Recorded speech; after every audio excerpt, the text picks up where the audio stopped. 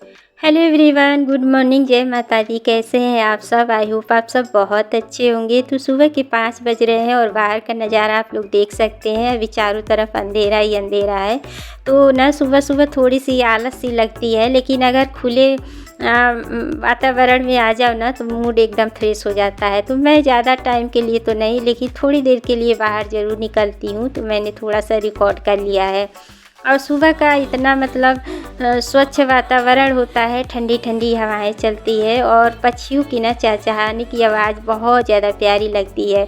तो मुझे ना इन सब चीज़ों को ना देखना और सुनना बहुत ज़्यादा अच्छा लगता है।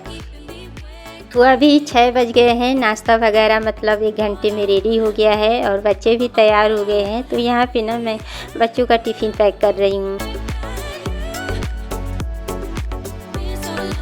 और आज बच्चों के टिफ़िन में भिंडी की सब्ज़ी जाएगी, क्योंकि मेरे छोटे वाले बेटे को ना भिंडी की सब्ज़ी बहुत पसंद है। तो रात में ही मैं भिंडी को धुल ली थी, उसका पानी अच्छे से सूख गया था और सुबह सुबह ही मैं भिंडी को कट की हूँ। तो भिंडी को ना अगर पहले ही धुल दिया जाए ना तो उसकी सब्ज़ी बनाओ तो बहुत करारी सी बनती है, और तुरंत धुल के अगर भिंडी बनाओ तो लिबलिबी सी होती है, तो बच्चों को पसंद नहीं आती है। तो ज़्यादातर काम जो होता है साग सब्ज़ी कट करने का, वो तो रात में ही करना पड़ता है और कभी कभी मैं सुबह भी कर लेती हूँ। तो यहाँ पे बच्चों का टिफ़िन पैक कर रही हूँ, और बच्चे बेशक खाए या ना खाए, लेकिन टिफ़िन तो बना के देना ही पड़ता है। तो यहाँ पे देख सकते हैं दोनों बच्चों के टिफ़िन में 2-2 रोटी पैक कर रही हूँ और छोटे वाले के टिफ़िन में 1 रोटी। तो यहाँ बच्चों का टिफ़िन पैक हो गया है और बच्चे अब स्कूल जा रहे हैं। और अभी दोपहर का टाइम हो गया है। तो यहाँ पे मैं मूंग दाल का पैकेट फाड़ ली हूँ और इसको ना डिब्बे में डाल ली हूँ। तो आज मेरा मन है ना मूंग दाल खाने का, मतलब आज अरहर की दाल मैं नहीं बनाऊँगी। चटपटी वाली जो खट्टी और तीखी चटपटी वाली मूंग की दाल बनती है ना, वही बनाऊँगी। तो मेरे बच्चों को भी मूंग की दाल पसंद है, तो इसीलिए मैं आज सोची हूँ कि मूंग की दाल ही बनाऊँगी। तो दाल को थोड़ी देर के लिए भिगा दी हूँ और यहाँ पे अब मैं दही जमाने आ गई हूँ। तो कल की वीडियो में मैंने बताया था ना कि मेरे यहाँ भी दूध बचा है, तो मतलब 2 दिन से दूध नहीं आ रहा है, तो आज दूध ख़त्म हो जाएगा। तो यहाँ पे मैं दही जमा दूँगी, और मेरा मतलब कई दिन से मन हो रहा था ना कढ़ी खाने का, तो इसीलिए मैं दही जमा रही हूँ।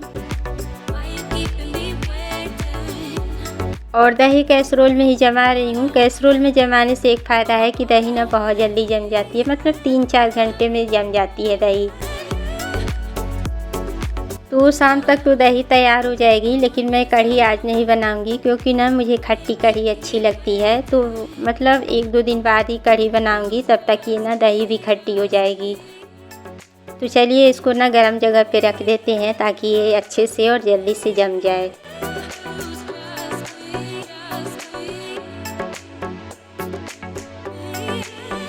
और अब यहाँ पे मैं दाल चढ़ा दूँगी पकने के लिए। दाल धीरे धीरे पकती रहेगी, तब तक मैं और भी काम करती रहूँगी। तो यहाँ पे मैंने दाल को अच्छे से धुल लिया है, और दाल के साथ ही मैं टमाटर को भी कट करके डाल दी हूँ। तो दाल के साथ अगर टमाटर डाल दूँ ना तो दाल में अच्छे से टमाटर भी पक जाती है। तो इसमें मैं पानी ऐड कर दी हूँ और इसके साथ हल्दी नमक डाल दूँगी। और इसमें 2 चम्मच मैं देसी घी भी डालूँगी। तो देसी घी डालने से एक फ़ायदा होता है ना कि मतलब जब दाल में सीटी आती है ना तो दाल बाहर नहीं निकलती है, अंदर ही रहती है।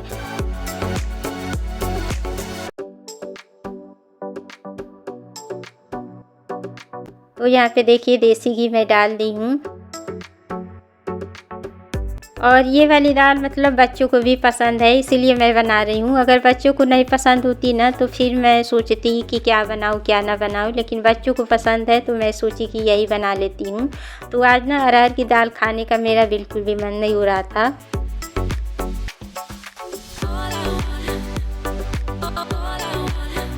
तो दाल को मैं चढ़ा दी हूँ और दाल धीरे धीरे पकेगी, और मैं आ गई हूँ गेस्ट रूम में।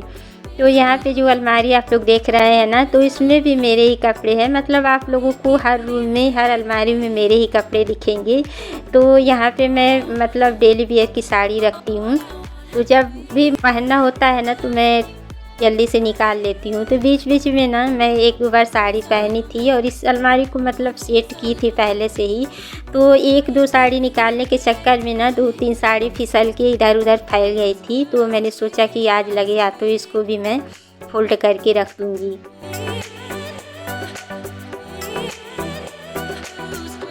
और ना मतलब मुझे ना साड़ी बहुत पसंद है पहनना, लेकिन दिक्कत ये है ना कि मुझे साड़ी पहनने ही नहीं आती है। अब मतलब शादी के इतने साल हो गए हैं मेरी शादी के, और आज तक मैं एक ही चीज़ नहीं सीख पाई हूँ, वो है ना साड़ी पहनना। मैं बहुत कोशिश करती हूँ लेकिन मैं परफेक्ट तरीके से नहीं पहन पाती हूँ। बाकी तो सारा कुछ मुझे आता है, लेकिन इसी चीज़ की कमी रह गई है। तो मतलब जब मैं ससुराल में रहती थी ना तो मेरी जेठानी पहनाती थी, और जब मैं मायके में जाती हूँ तो मेरी भाभी पहनाती हैं, और इस घर से पहले जब मैं जहाँ रहती थी ना तो वहाँ पे मेरी एक बहुत अच्छी सी दोस्त थी, तो वो पहना देती थी। लेकिन यहाँ पे आने पे ना मुझे बहुत प्रॉब्लम होती है साड़ी पहनने में। तो जैसे तैसे तो मैं पहन लेती हूँ, और कभी-कभी मेरी बेटी भी मेरा हेल्प कर देती है।